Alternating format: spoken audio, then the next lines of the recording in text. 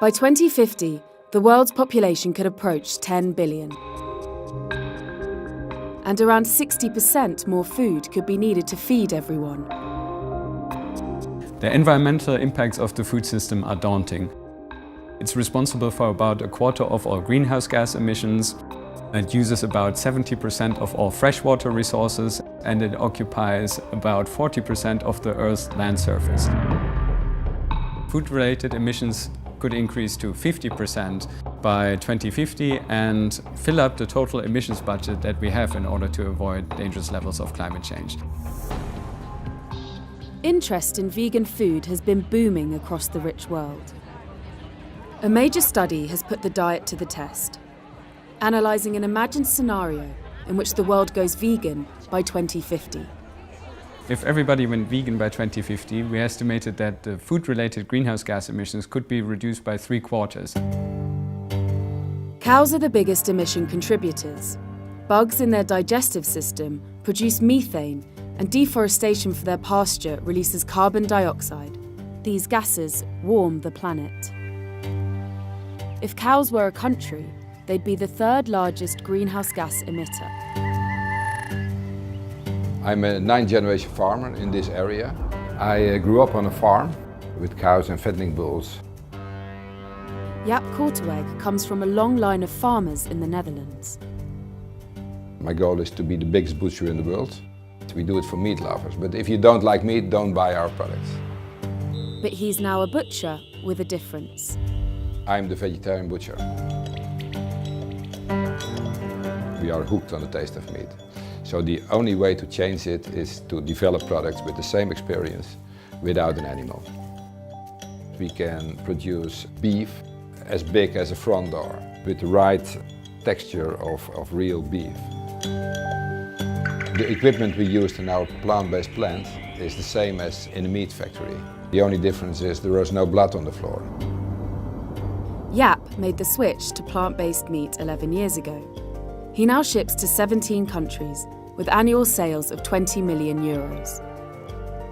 The ingredients we use are different. We use soy, we use lupin, we use wheat, we use peas. We look to the meat product we want to copy and look for the right ingredients to get the same experience. Farmed animals are land hungry.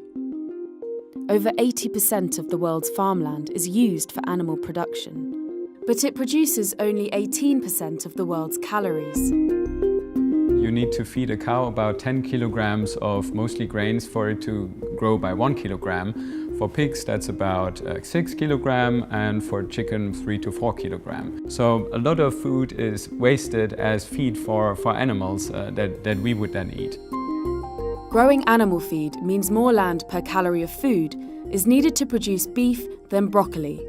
2/3 of all agricultural land is used as pastures.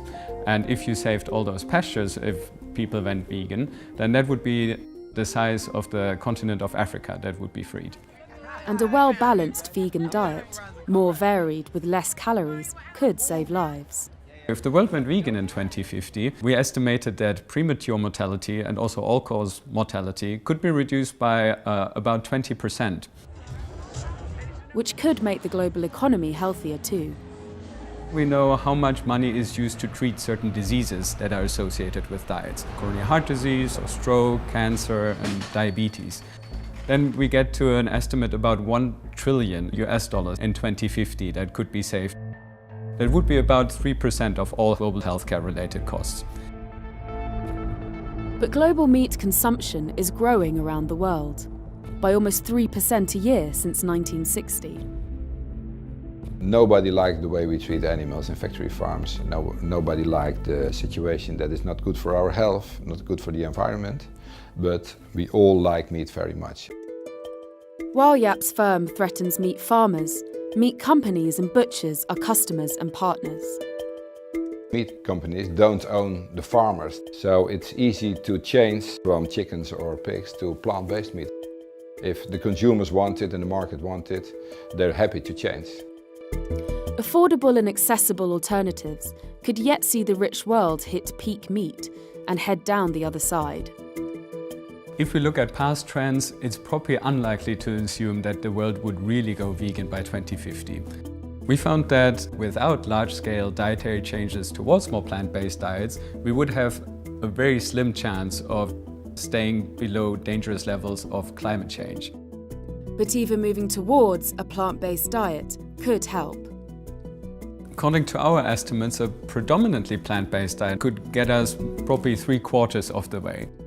Governments can play a crucial role by setting the right dietary guidelines. They can adopt procurement policies where it's clear that the standard foods that are ordered are plant-based, healthy and sustainable. For the vegetarian butcher, plant-based meat is just the next step in a long history of developments in the farming world. It's always changing in the agricultural world. 100 years ago there were millions of draft horses to transport, to plough. Now they are threatened with extinction because we don't need workhorses anymore. In the future we will use machines to produce our meat, and the slaughter animals will be threatened with extinction too. And we only had room for wild chicken and wild pigs. And that's the future, I hope.